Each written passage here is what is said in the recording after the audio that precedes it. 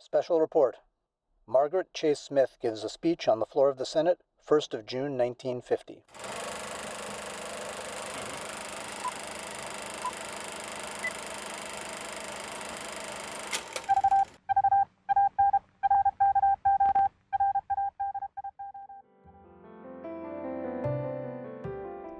The last 72 hours in the United States has witnessed history in the making. And a population unraveling.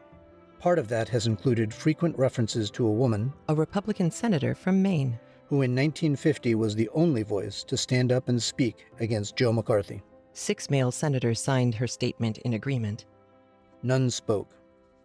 This weekend, more than a few grinning politicians compared the current senator from Maine, Susan Collins, and her speech cementing Brett Kavanaugh's place on the Supreme Court, to that solemn voice from another trying era of American history, and the speech she gave on the floor of the Senate in 1950. This comparison could not be more flawed. It is easy to find recordings of Collins's October 6, 2018 speech. There are none of Margaret Chase Smith's Declaration of Conscience. The CraftLit podcast accepts that challenge.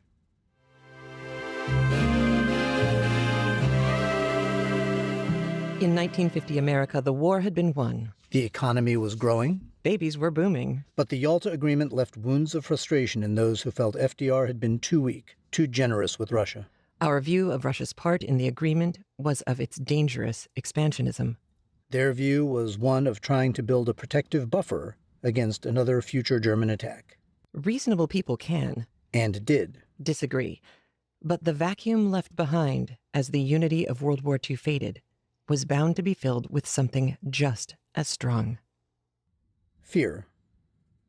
You will hear this in Margaret Chase Smith's speech. You will hear her anger at those who stoke fear for fear's sake. On both sides of the aisle. But she has no patience for those who manipulate the public by stoking a fear of the other, She has no patience for the tricks of political gain or expediency. which serves to feed the maw of one party at the expense of the unity of the country. And in our CraftLit way of looking at literature, And history. it is apparent that Margaret Chase Smith nicely dovetails our beliefs. Context is everything. Reasonable people can disagree respectfully. No one. No party, no country, no author, no character worth reading about. Is perfect or infallible. At first, you may hear statements that validate Mitch McConnell's fawning comparison of Susan Collins' speech to Margaret Chase Smith's. Keep listening. Margaret Chase Smith Like Mark Twain in A Connecticut Yankee in King Arthur's Court, works her argument until precious few are free of her piercing, unwavering stare. and like Twain, she looks not only out at others, but in a mirror too. The current Republican Party, Susan Collins, Mitch McConnell, Donald Trump, are simply not Margaret Chase Smith honest. not Margaret Chase Smith strong. Margaret Chase Smith was the most important mid-century giant of the Senate you've never heard of. After you listen, we hope you will go and learn all you can about her. Maybe put a pillow under your jaw, though. It's bound to drop a few times.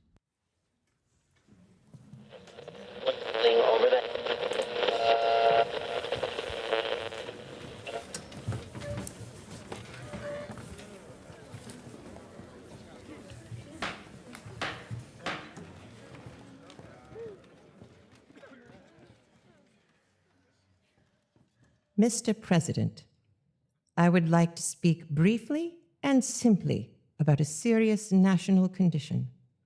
It is a national feeling of fear and frustration that could result in national suicide and the end of everything that we Americans hold dear. It is a condition that comes from the lack of effective leadership in either the legislative branch or the executive branch of our government. That leadership is so lacking that serious and responsible proposals are being made that national advisory commissions be appointed to provide such critically needed leadership. I speak as briefly as possible because too much harm has already been done with irresponsible words of bitterness and selfish political opportunism. I speak as briefly as possible because the issue is too great to be obscured by eloquence. I speak simply and briefly in the hope that my words will be taken to heart. I speak as a Republican. I speak as a woman. I speak as a United States Senator. I speak as an American. The United States Senate has long employed worldwide respect as the greatest deliberative body in the world. But recently, that deliberative character has too often been debased to the level of a forum of hate and character assassination sheltered by the shield of congressional immunity. It is ironical that we senators can, in debate, in the Senate, directly or indirectly, by any form of words, impute to any American who is not a senator any conduct or motive unworthy or unbecoming an American, and without that non-senator American having any legal redress against us. Yet, if we say the same thing in the Senate about our colleagues, we can be stopped on the grounds of being out of order.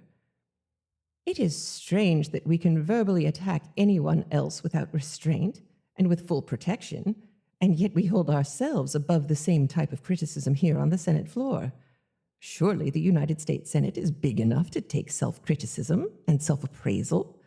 Surely we should be able to take the same kind of character attacks that we dish out to outsiders. I think that it is high time for the United States Senate and its members to do some soul-searching, for us to weigh our consciences on the manner in which we are performing our duty to the people of America, on the manner in which we are using or abusing our individual powers and privileges. I think that it is high time that we remembered that we have sworn to uphold and defend the Constitution. I think that it is high time that we remembered the Constitution as amended speaks not only of the freedom of speech, but also of trial by jury instead of trial by accusation. Whether it be a criminal prosecution in court or a character prosecution in the Senate, there is little practical distinction when the life of a person has been ruined. Those of us who shout the loudest about Americanism in making character assassinations are all too frequently those who, by our own words and acts, ignore some of the basic principles of Americanism: the right to criticize, the right to hold unpopular beliefs, the right to protest, the right of independent thought. The exercise of these rights should not cost one single American citizen his reputation or his right to a livelihood, nor should he be in danger of losing his reputation or livelihood merely because he happens to know someone who holds unpopular beliefs. Who of us doesn't? Otherwise, none of us could call our souls our own. Otherwise, thought control would have set in. The American people are sick and tired of being afraid to speak their minds lest they be politically smeared as communists or fascists by their opponents. Freedom of speech is not what it used to be in America. It has been so abused by some that it is not exercised by others. The American people are sick and tired of seeing innocent people smeared and guilty people whitewashed. But there have been enough proved cases, such as the Amerasia case, the Hiss case, the Coplon case, the Gold case, to cause the nationwide distrust and strong suspicion that there may be something to the unproved, sensational accusations. As a Republican, I say to my colleagues on this side of the aisle that the Republican Party faces a challenge today that is not unlike the challenge that it faced back in Lincoln's day. The Republican Party so successfully met that challenge that it emerged from the Civil War as the champion of a united nation, in addition to being a party that unrelentingly fought loose spending and loose programs. Today, our country is being psychologically divided by the confusion and the suspicions that are bred in the United States Senate to spread like cancerous tentacles of know nothing, suspect everything attitudes. Today, we have a Democratic administration that has developed a mania for loose spending and loose programs. History is repeating itself. And the Republican Party again has the opportunity to emerge as the champion of unity and prudence. The record of the present Democratic administration has provided us with sufficient campaign issues without the necessity of resorting to political smears. America is rapidly losing its position as the leader of the world simply because the Democratic administration has pitifully failed to provide effective leadership. The Democratic administration has completely confused the American people by its daily contradictory grave warnings and optimistic assurances that show the people that our Democratic administration has no idea of where it is going. The Democratic administration has greatly lost the confidence of the American people by its complacency to the threat of communism here at home and the leak of vital secrets to Russia through key officials of the Democratic administration. There are enough proved cases to make this point without diluting our criticism with unproved charges. Surely, these are sufficient reasons to make it clear to the American people that it is time for a change and that a Republican victory is necessary to the security of this country. Surely, it is clear that this nation will continue to suffer as long as it is governed by the present ineffective Democratic administration. Yet, to displace it with a Republican regime embracing a philosophy that lacks political integrity or intellectual honesty would prove equally disastrous to this nation. The nation sorely needs a Republican victory, but I don't want to see the Republican Party ride to political victory on the four horsemen of calumny: fear, ignorance, bigotry, and smear. I doubt if the Republican Party could, simply because I don't believe the American people will uphold any political party that puts political exploitation above national interest, and surely we Republicans aren't that desperate for victory. I don't want to see the Republican Party win that way. While it might be a fleeting victory for the Republican Party, it would be a more lasting defeat for the American people. Surely it would ultimately be suicide for the Republican Party and the two-party system that has protected our American liberties from the dictatorship of a one-party system. As members of the minority party, we do not have the primary authority to formulate the policy of our government, but we do have the responsibility of rendering constructive criticism, of clarifying issues, of allaying fears by acting as responsible citizens. As a woman, I wonder how the mothers, wives, sisters, and daughters feel about the way in which members of their families have been politically mangled in Senate debate, and I use the word debate advisedly. As a United States Senator, I am not proud of the way in which the Senate has been made a publicity platform for irresponsible sensationalism. I am not proud of the reckless abandon in which unproved charges have been hurled from this side of the aisle. I am not proud of the obviously staged, undignified countercharges that have been attempted in retaliation from the other side of the aisle. I don't like the way the Senate has been made a rendezvous for vilification, for selfish political gain at the sacrifice of individual reputations and national unity. I am not proud of the way we smear outsiders from the floor of the Senate and hide behind the cloak of congressional immunity and still place ourselves beyond criticism on the floor of the Senate. As an American, I am shocked at the way Republicans and Democrats alike are playing directly into the communist design of confuse, divide, and conquer. As an American, I don't want a Democratic administration whitewash or cover-up any more than I want a Republican smear or witch hunt. As an American, I condemn a Republican fascist just as much as I condemn a Democratic communist.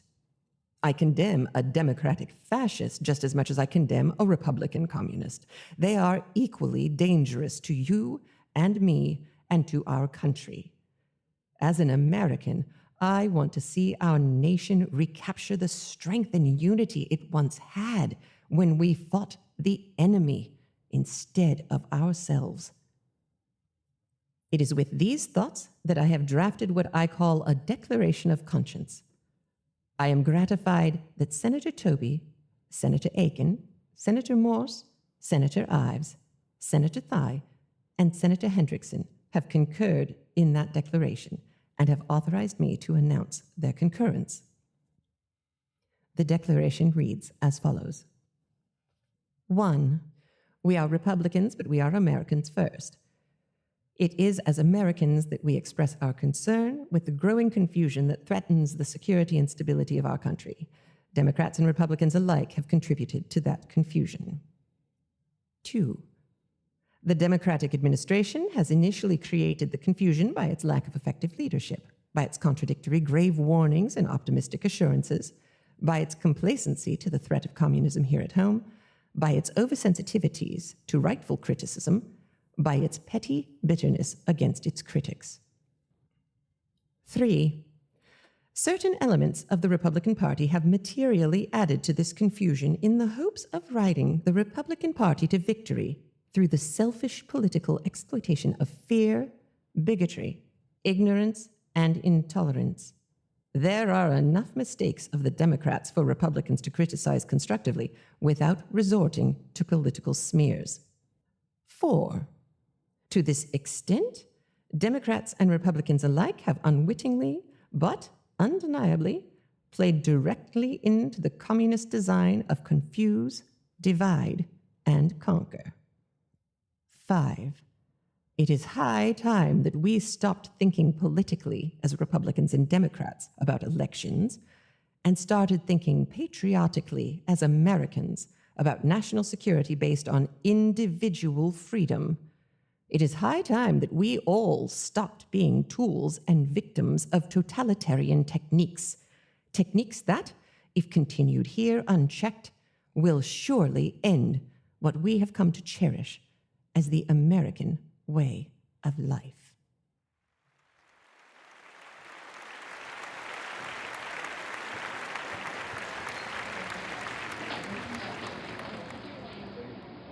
During her speech, Which never identifies him by name, Joe McCarthy quietly got up and left the Senate chamber.